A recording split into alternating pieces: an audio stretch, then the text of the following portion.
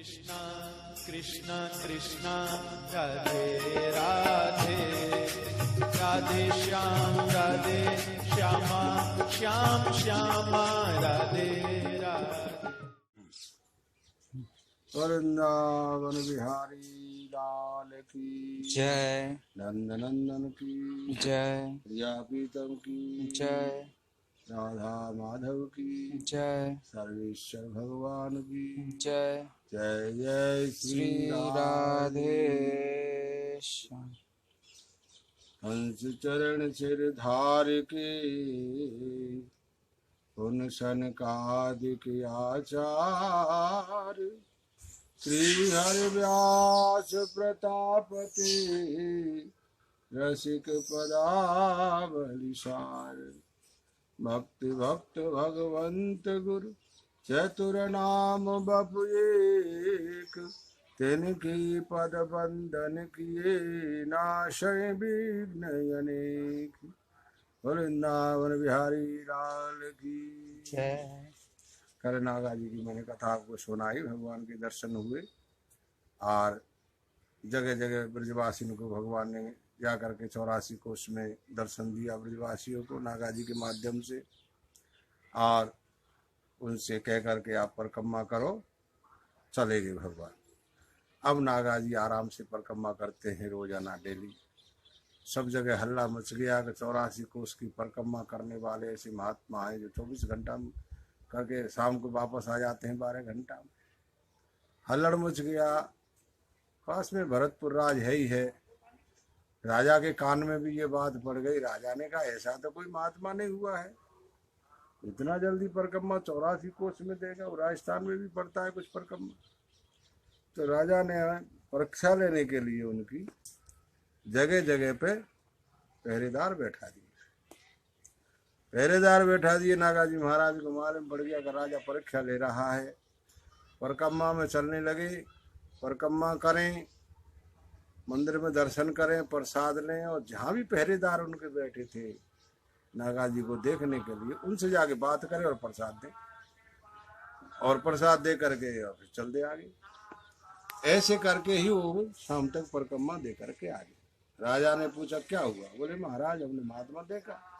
तुमने कहाँ देखा? बोले ये लोग प्रसाद दिया हमको। उनको कहाँ दिया? बोले हमको ये प्रसाद दिया। 84 कोष का ही प्रमाण उनको मिल गया।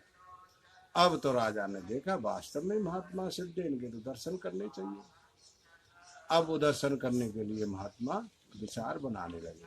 हल्लड़ मच गया चारों तरफ में, विचार बना रहे। इधर में नागा जी महाराज एक समय जमुना जी नहा रहे थे, जमुना जी का स्नान कर रहे। तो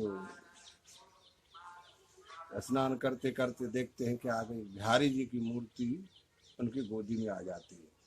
साधु जब जल देते ना स्नान करके, जब तर्पण करते हैं जल देते रहे, तो जैसे बिहारी जी उनके हाथ में, बिहारी जी आगे बिहारी जी को ले आए। बताते हैं वो काम वन में जब रहते थे, काम वन में भी गोपाल जी का मंदिर है, तो वहाँ रहते थे, विमल कुंड पे शायद। तो बिहारी जी को ला करके वहाँ सेवा पूजा करते थे। चल रही है। उधर में राजा जो है उनके दर्शन के लिए चल दिया कि मेरे को आज दर्शन करना ही है उन महात्मा जी का। चल दिए, दर्शन के लिए आए। तो ऐसा बताते हैं कि वो टाइम पे नागा जी महाराज को जूड़ी आ रही थी। जूड़ी बुखार कहते हैं। जूड़ी बुखार का मतलब है वो ठंडी से कांपनी आती है शरीर में, कांपता है शरीर। तो वो कांपने वाला बुखार उनको बड़ी जोर से आ रहा था। तो उधर में एक शिष्य ने आकर कहा महाराज, बोले हाँ, बोले आपके दर्शन करने के लिए महाराज आ रहे हैं। बोले अच्छा, बोले हाँ। तो बोले क्या किया जाए? बोले हमको तो बुखार आ रहा है। फिर अरे हाँ महाराज, जाने दो, चला जाएगा, मने कर देता हूँ। बोले नहीं नहीं, मने मत करो, जब इतनी दूर से आया है ये, तो कोई बात नहीं, आने दो, ठीक है। नागा जी महाराज ने क्या किया, अपने शरीर पे गुदरिया रखते थे, वो काथा जिसको बंगला में बोलते हैं, गुदरी। और वो गुदरी शायद आज भी भरतपुर में रखी हुई है बिहारी जी। तो वो गुदरी ओढ़ रखी थी, और वो गुदरी ले करके, और एक वही हिंस के पेड़ पे, मैंने जो कथा में आपको बताया, वही हिंस का पेड़ आज भी वहाँ कामवन में मिला उनको। तो वही पेड़ पर जा करके वो गुदरी डाल दी। कले मैं जब तक राजा से बात करूंगा जब तक तेरे को बुखार आएगा। बस उनका बुखार उतर गया और पेड़ को बुखार आने लग गया, वो कांपने लग गया, पेड़ ऐसे कांप रहा है। कोई बात नहीं, महात्मा बैठ गए नागाजी महाराज। थोड़ी देर में राजा पहुंच गया, दंडोत प्रणाम किया, दंडोत प्रणाम के बैठ गया। तो सबसे पहले राजा की दृष्टि वह पेड़ पे ही पड़ी, वो जो कांप रहा है, हवा नहीं है, कुछ नहीं है और पेड़ कांप रहा है। करके राजा ने पूछा, महाराज ये पेड़ कैसे कांप रहा है? बोले इसको जूड़ी आ गया। बोले पेड़ को जूड़ी आ गया? बोला नहीं, पेड़ को जूड़ी नहीं आया, जूड़ी तो मेरे को आया। तो फिर आपको आया तो पेड़ को कैसे जूड़ी आ गया? अरे बोले तुम आए हो ना, तब तुम्हारी वजह से मेरे को फिर बात करूंगा, इतनी दूर से आए हो तो उस पेड़ को दे दिया है मैंने। अब थोड़ी देर वो ले लेगा, बाकी तुम चले जाओगे तो फिर मैं ले लूंगा इसको, इसमें क्या बात है। अब तो राजा और भी चक्कर में पड़ गया कि तुम्हारे पास आ जाएगा बुखार? बोल बिल्कुल आ जाएगा।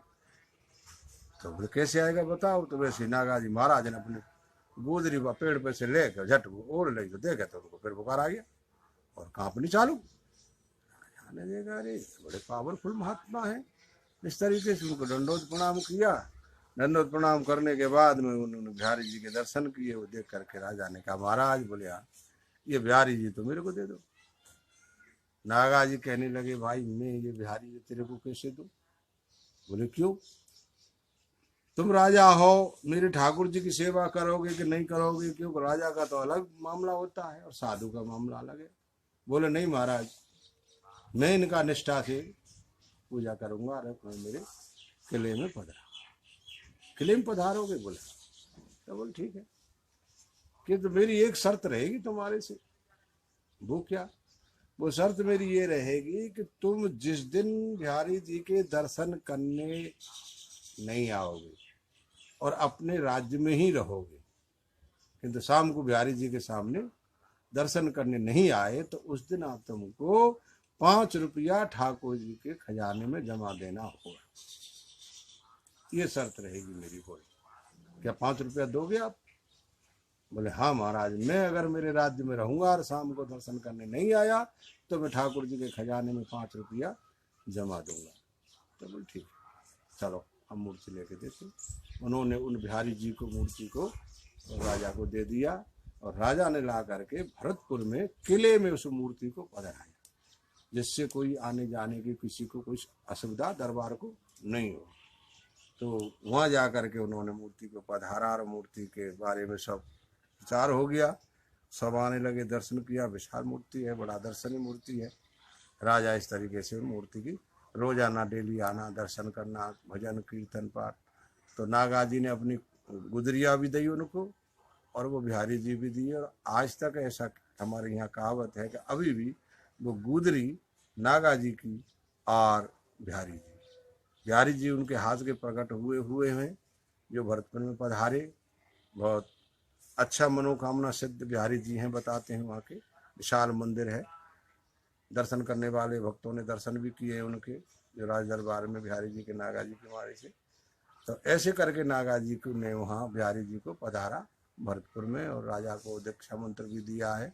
इसी संप्रदाय के वो शिष्य हुए हैं और नागाजी का बहुत बड़ा भरतपुर में सम्मान भी है। वो टाइम में भी था और आज भी है, बहुत मानते भी है नागाजी को, दरबार जो है नागाजी के नाम से। तो इस तरीके से नागाजी की जो कथा है, ये एक नागाजी क्यों कहा जाता है? नागाजी हमारे ब्रज में इसलिए कहा जाता है कि वो वस्त्र नहीं पहनते थे, एक लंगोटी लगाते थे।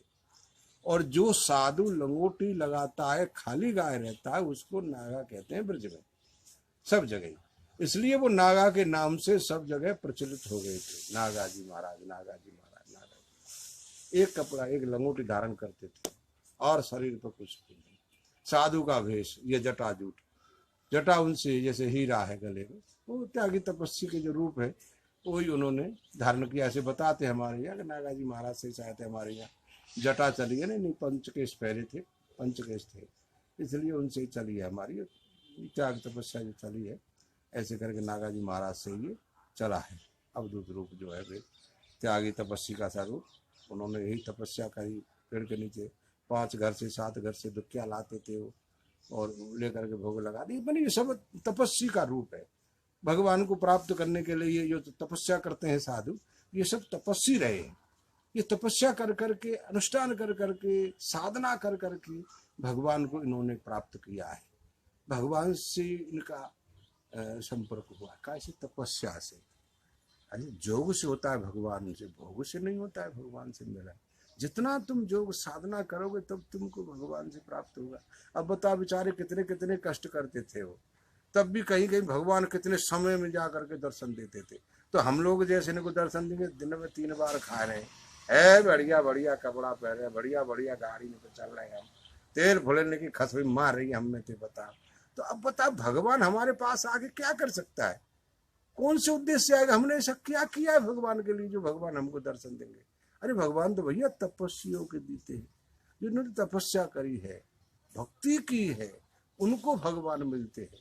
और भैया हम तो ऐसे ही हैं, भेष बना रखा है हमने, तो माथे पे चंदन लगा लेते हैं, गले में कंठी बांध लेते हैं, गुरुजी ने मंत्र दे दिया है, उससे भोजन मिल जाता है उनके नाम से, बस पेट भरना। तब पेट भरने से तो क्या भगवान मिलेगा? आप सभी जानते हो, क्यों? भगवान तो तपस्या से मिलते हैं, भगवान तो अनुष्ठान से मिलते हैं। भगवान के ऊपर एक विश्वास होता है हमारा, भगवान के ऊपर एक प्रेम होता है। अब तो भगवान को कहा कोई देखता है, बोले नहीं बाबा देवी मैया जल्दी सिद्ध है रही है, देखे तो माँ भाज रहे देवी भाई कल चले हम। कोई कह रहा काली मैया पहले सिद्ध है रही, काली मैया ये पूज में लग जाए हम। कोई कह रहा गणेश बाबा जल्दी है तो चलो गणेश भाई चलो। अपने भगवान के ऊपर एक निष्ठा, एक प्रेम नहीं है। नहीं नहीं, मैं मेरे भगवान को नहीं छोड़ सकता। जो भी है मेरा भगवान है, जो भी करेगा मेरा ही कृष्ण करेगा, जो भी करेंगे हमारे प्रभु करेंगे, सर्वेश्वर भगवान करेंगे। हम क्यों ये झमेला में फंसे? ये है ठीक है, दुर्गा है, काली है, चंडी है, सभी है, सबको ही मानो, किंतु फिर ऐसे मत करो। अपने भगवान पे से विश्वास को मत उठाओ, अपने भगवान पे दृढ़ता विश्वास रखो। इसलिए तो घमंड देवाचार्य जी को अपने भगवान पे घमंड था, मैंने बताया ना। अपने भगवान के ऊपर घमंड होना चाहिए, अपनी संप्रदाय पे घमंड होना चाहिए, अपने प्रभु पे हमको घमंड होना चाहिए, इन चीजों पे नहीं होना चाहिए। ये तो देखा ना, अब हम जा करके दुर्गा की या काली की साधना करने लग गए, देखो क्या मिलेगा हमको? अरे देवी को तो दीक्षा दी हरिवास देवाचार्य जी ने, तो बताओ तुम फिर जब देवी स्वयं ही दीक्षा लेने आ गई सर्वेश्वर भगवान की शरण में, तो तुम काय को भाग रहे हो फिर दुनिया में? भैया ऐसे काय कर रहे हो तुम? फिर है तुम तो अपने भगवान में विश्वास रखो, भगवान की आराधना करो, भगवान की सेवा करो, भगवान पे एक प्रेम करो, तभी तो तुम्हारा उद्धार होगा। अब इस तरीके से भगे फिरे, संप्रदाय का कोई ज्ञान नहीं है, अपने इष्टता का कोई ज्ञान नहीं है, गुरु लोगों की कोई मर्यादा नहीं है, जो मन में आ रही है हमको करे, जो मन में आ रही है इस तरीके से चले, तो ये तो संप्रदाय का नियम नहीं है। ये तो मनमोजी होते जा रहे हैं, दिन पर दिन हम ही स्वयं मनमोजी होते जा रहे हैं। भाई मनमोजी मत हो, भगवान की तरफ में चलो, जितना बड़े तपस्या करो, मंत्र का जप करो, अनुष्ठान करो, भगवान में लगे रहो सब समय। उसकी आरती है, पूजा है, भोग है, सब समय भगवान के चिंतन में रहो, इन चीजों में मत रहो। जैसा भगवान तुमको दे रहा है उसी को संतुष्ट करो।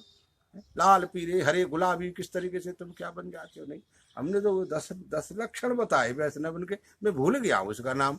धोत वस्त्रम, शिखा सूत्रम, कमंडलम, ऐसे के 10 सफेद वस्त्र पहनना होगा।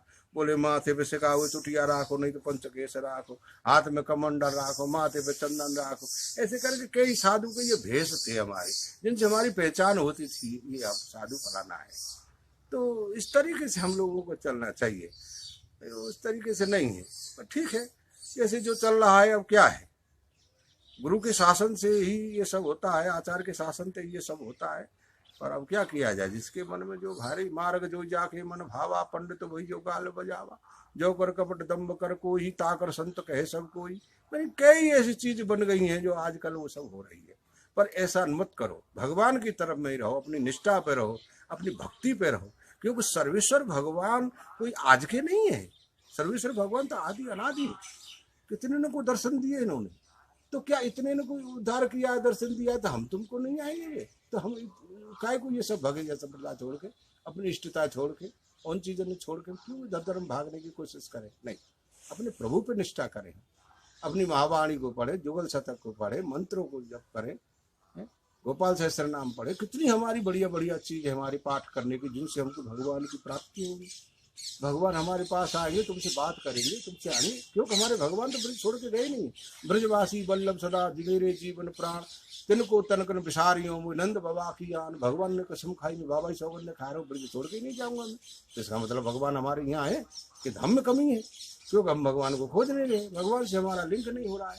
नागा जी महाराज ने, श्री भट्ट जी महाराज ने, इन महापुरुषों ने उनसे लिंक किया तो देखो उनको मिले।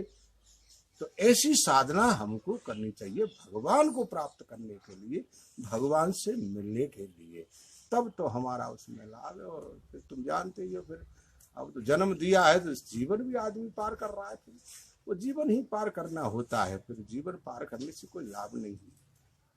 और लाभ है तो भगवान की भक्ति करने से, ये सब करने से। इसलिए नागा जी महाराज ने देखो क्या भक्ति करके दिखाई, यहाँ तक कि देखो राजा सरीके आकर के उनके शरणों में गिर गए और कितना वो कर दिया, कहाँ मंदिर बन गया, क्या बन गया। राजा के गुरु बन गए तो बताओ उसमें धन की क्या कमी होगी, तुम पहले सोचो। हम धन के पीछे छूट रहे, मगर राजा स्वयं आकर के चरणों में गिरते थे। तो भगवान की भक्ति से सब आकर के तुम्हारे चरणों में गिरेंगे आकर के, किंतु ऐसे बने तो सही, पहले ऐसी साधना तो करो तुम। और तुम साधना तो करते नहीं हो, पहले से ही भग बिटोल लग जाते हो, ऐसा करो या यूँ करो। काहे न कहते बाबा हाँ मुझे तो गणेश चाहिए, हाँ ले चले। अरे तू कोई आपको मोदी खाना की दुकान है क्या? नहीं, भगवान पे हमारी निष्ठा, हम अपने प्रभु का ही चित्र देंगे, अपने प्रभु का ही मंत्र देंगे, जो हम पे है हम उसी को ही देंगे। हम क्यों इधर उधर में भटकेंगे, क्यों इन चीजों में डोलेंगे? यार उस साथ हमारे भटक जाते हैं, क्यों? नहीं नहीं, ऐसा मत करो, सीधे रास्ता इस चल। इसलिए नागा जी महाराज ने सबने हमको रास्ता बता करके दिए, हम उसी रास्ता से आज भी चल रहे हैं और चलना चाहिए, इसी में हमारा उद्धार है। इसलिए नागा जी के ऊपर ही मैंने ये सब बोला, आपको बताया। बोल वृंदावन बिहारी लाल की जय। जय जय श्री राधे। राधे